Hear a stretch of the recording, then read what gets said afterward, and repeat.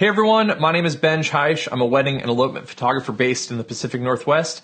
And today we are going to continue sort of my series on budget-based M-mount lenses and move on to the TTArtisan 35 1.4.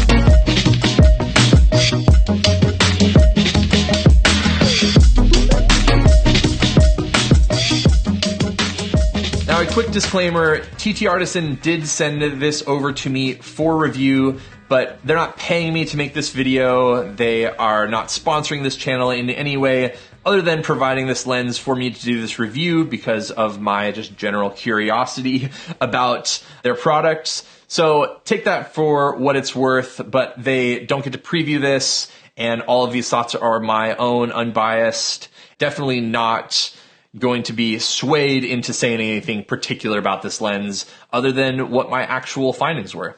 And from my analytics, I actually see that about 80% of the people that watch this channel aren't subscribed. So if you are, again, interested, please subscribe. It definitely helps the channel and helps me push out more content.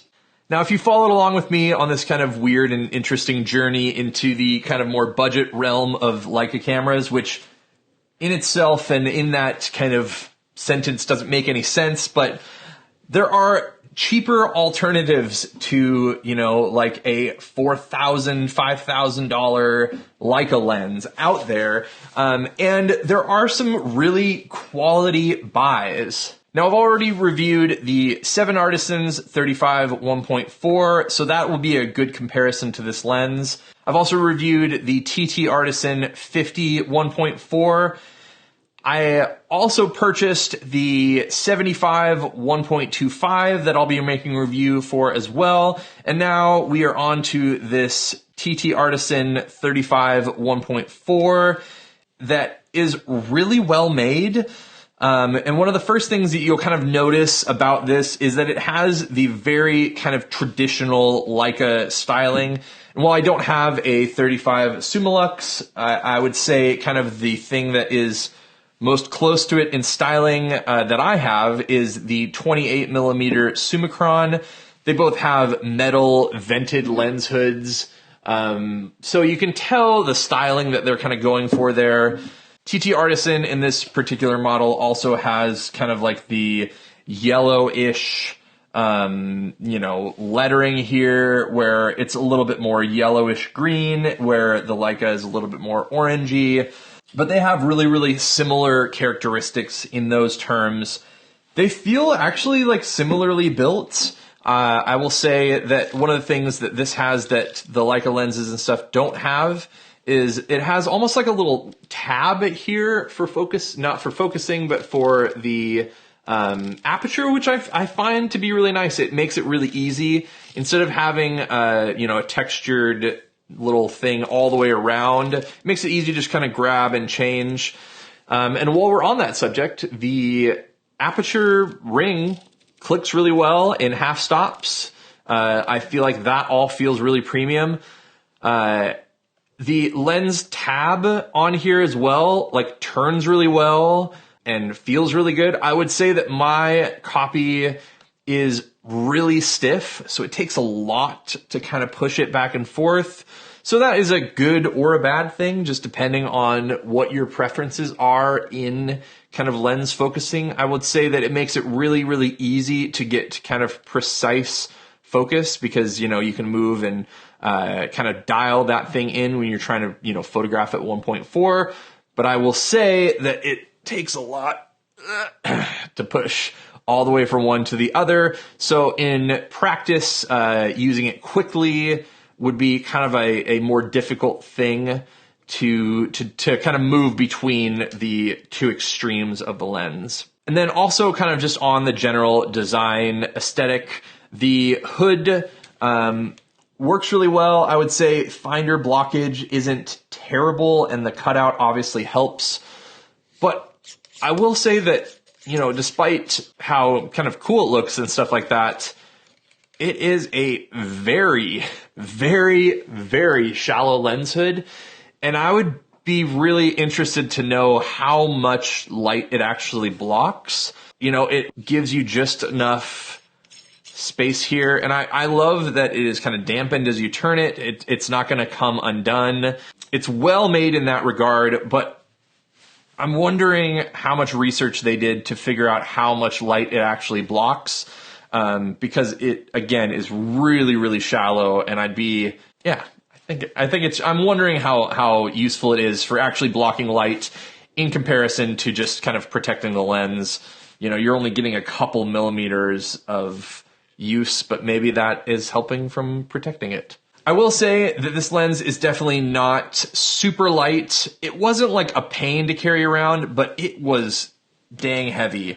One of the other lenses that I use, and I will also compare it to, so we have the 28 summicron, we have the TTArtisan 35 1.4, and then we have the Zeiss.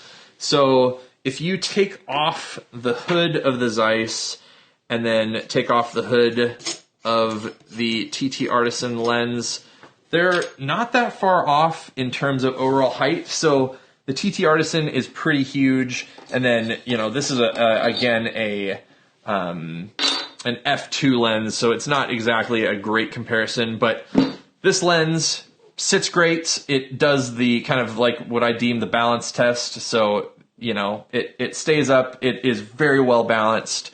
The 35 from Zeiss is very front heavy, and then the 35 from TTArtisan is also very heavy. But what's interesting about it is the lens tab, and I don't know if I can even show it well enough to actually show it off, but the lens tab actually protrudes far enough that the camera actually sits up a little bit. So it's at an angle up. So if I was going to use this full time, I would almost consider trying to shave off the bottom of it a little bit to make it more flat. I find that that's really interesting. So, you know, like the Zeiss has this tiny little lens bump, which isn't ideal. I wish it had a regular lens tab. But what it does is if you put it down right there, like, you know, it falls a little bit. But this does the opposite, where the lens tab is so big that it pops up. And it's just a weird thing. I was kind of surprised at the fact that it did that. That being said, like, again, the lens tab is very useful, and I really enjoy having it on this lens. So it's definitely worth having and a feature, but it's just interesting that like that slight, like, you know, millimeter or two or whatever that is, you know, preventing the camera from sitting flat when you have the lens tab out, kind of in its center place. So kind of a weird deal. I don't really know why it's like that, but again, I will gladly have this quality lens tab built into the lens than not for just kind of like a simple set down kind of thing. Now, as with any of the other TTArtisan or 7Artisan lenses, this doesn't come pre-calibrated out of the box. So I made a video actually about calibrating these lenses if you want to check it out. And honestly, kind of the conclusion is there's a couple ways you can sort of calibrate them.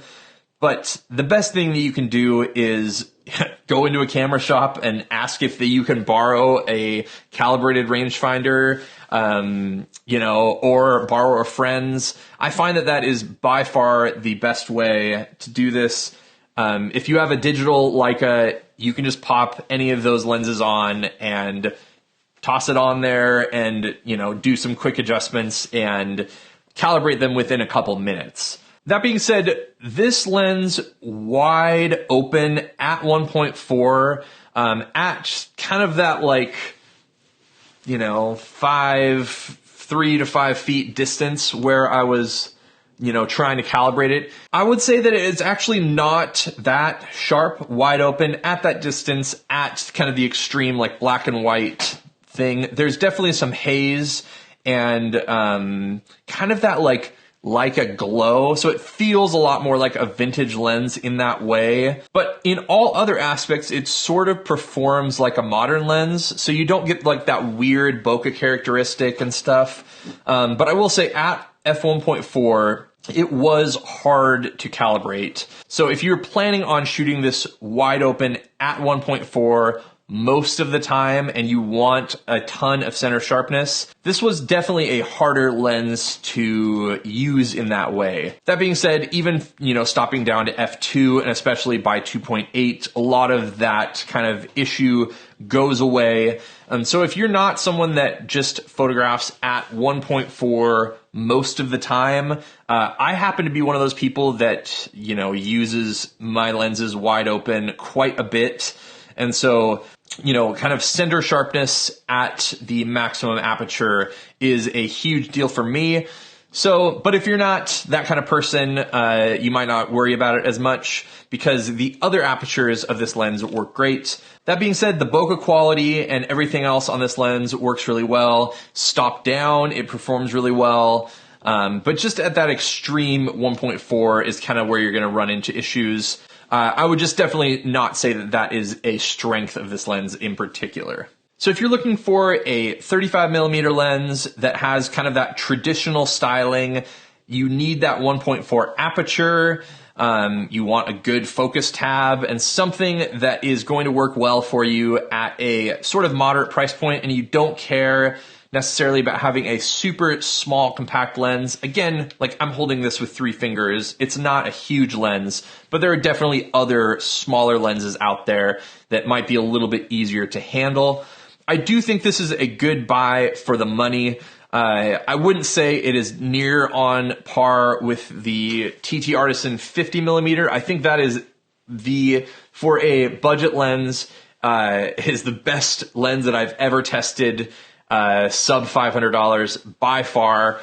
I would say for the price point, this is a great performer. And especially if you were shooting this like maybe on film or something like that, it's going to perform a little bit better as well than on a digital sensor that's definitely a lot less forgiving maybe than a film stock would be. So thanks so much for watching. If you have any questions about this lens or about any of the stuff I talked about, please feel free to leave a comment below. I will definitely try to get to all of them. And then if you're interested in this kind of stuff, I make a ton of videos about this. I mentioned lots of different things that I have made reviews about on this channel as well. So definitely check out my channel if you are interested in basically anything that I talked about today. So thanks again, and I will see you on the next one.